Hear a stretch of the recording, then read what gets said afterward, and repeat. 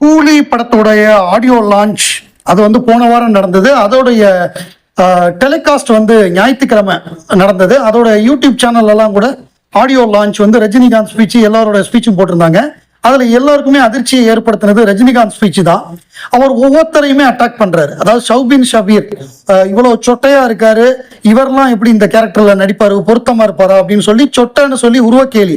அவர் attack number 1. Number 2, இந்த பக்கம் அமீர், இந்த பக்கம் ஷாருக் கான், அந்த பக்கம் சல்மான் கான், நடுவுல குள்ளமா ஒருத்தர் அமீர் கான் அப்படின்னு, அமீர் கான் குள்ளம் அப்படின்னு அவருக்கு ஒரு உருவக்கேலி. அதுக்கப்புறம் நான் 3 படம் பார்த்தேன், அதுல வந்து ஒரு கிளாமர் ஹீரோயினா நடிச்சாங்க, இவங்கெல்லாம் எப்படி நடிப்பாங்க அப்படின்னு சொல்லி ஸ்ருதியை வந்து ஒரு கிளாமர் டால் அப்படின்ட்டாங்க.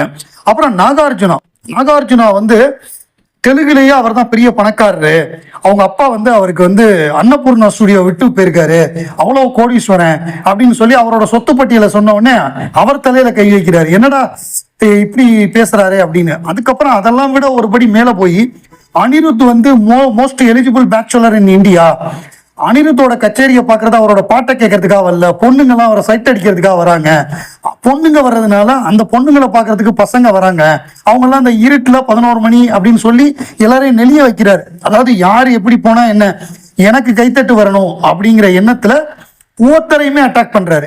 அப்புறம் ஒருபடி மேல போய் உபேந்திரா ஒன்றும் அவ்வளோ பெரிய நடிகர்லாம் இல்லை, ஆனா ஒரு நல்ல டைரக்டர், அதாவது அவர் ஒரு பெரிய ஹீரோ இல்லைன்னு சொல்லி அவர் ஒரு ஹீரோவா ஒன்றும் சாதிக்கல அப்படின்னு சொல்லி அவரை அட்டாக் பண்றாரு.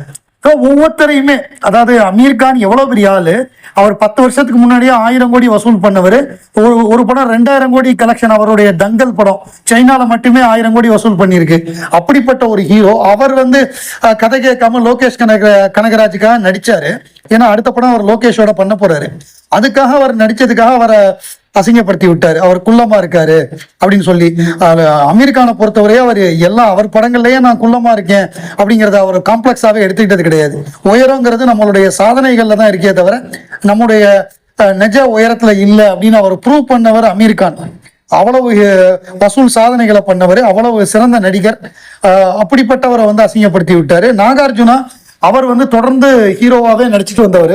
அவர் அப்புறம் அந்த கேமராமேனை விட்டு வைக்கல.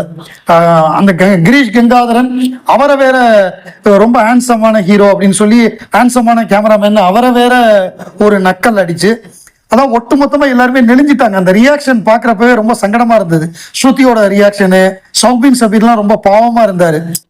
அதான் ஒட்டுமொத்தமா எல்லாரையும் ட்ராவல் பண்ற மாதிரி, நக்கல் அடிக்கிற மாதிரி, கிண்டல் பண்ற மாதிரி ரஜினி பேச்சு வந்து ஷாக்கிங்கா இருந்தது.